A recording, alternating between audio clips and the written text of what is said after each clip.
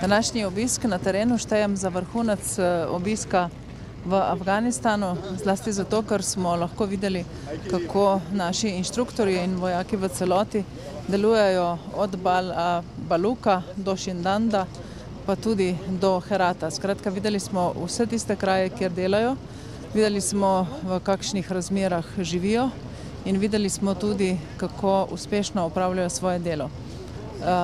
Ocenjujem, da so kos svojim nalogam in da je tudi to, kar počnejo, zelo dobro sprejeto pri afganistanski vojski, kajti današnji obisk in pogovor z poveljnikom 207. korpusa in pa z njegovim namestnikom ter z njegovimi sodelavci je pokazal, da spoštljivo obravnavajo slovenske napotke in izkušnje in da imajo seveda tudi določena pričakovanja za prihodnost, kajti ocenjujejo, da smo država oziroma vojska, ki lahko s svojim znanjem še na marsikaterem področju pomaga tudi pri prihodnjem usposabljanju in pa urjenju afganistanske vojske. In mislim, da je bilo danes videnih kar nekaj takih področij, kjer bi veljalo odgovoriti na njihove prošnje oziroma njihova pričakovanja.